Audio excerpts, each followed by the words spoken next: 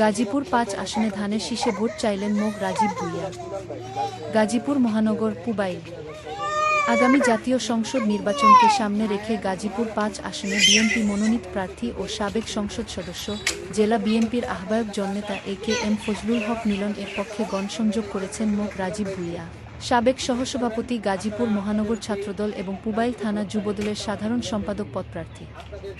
শুক্রবার তারিখ পুবাইল থানার ৪০ নং ওয়ার্ডের কুদাব কেন্দ্রস্থ চামুড্ডা গ্রামে গণসংযোগ ও মতবিনিময় করেন তিনি।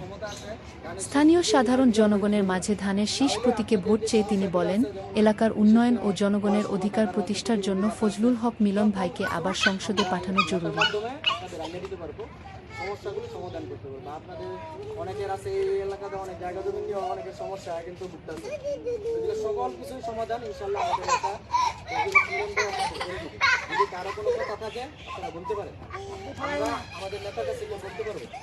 আমি ঈদের পরের দিন গেছিলাম নেতার কাছে, ওরা বলছে যে আমরা এলাকায় যাবো, মানুষের কাছে গিয়ে আপনার কথা বলবো। উনি বলছে যে যাও তোমরা এলাকায় গিয়ে আমার সালাম বলছে। মিলন ভাই আপনাদেরকে সালাম দিছে, আপনারা মিলন ভাইয়ের সালাম গ্রহণ করবেন। আমাদের নেতৃত্ব আপনারা জানেন, খালেদা জিয়া অনেক দিন পর্যন্ত অসুস্থ ছিল, এখন তিনি মোটামুটি সুস্থ আছে আল্লাহর রহমতে।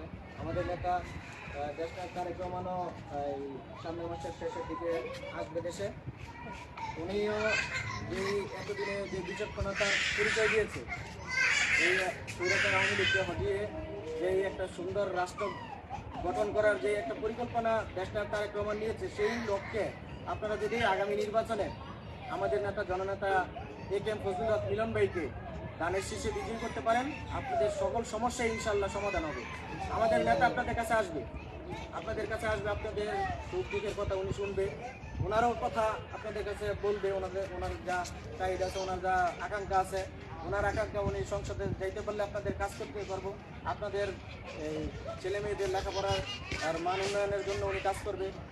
শিক্ষা, খাদ্য, বস্ত্র, এইসব যত কিছু আছে, রাষ্ট্রীয় ক্ষমতা থাকলে সে একটা কিছু করা যায়, ক্ষমতা ছাড়া থেকে ওই কিছু করতে পারে না।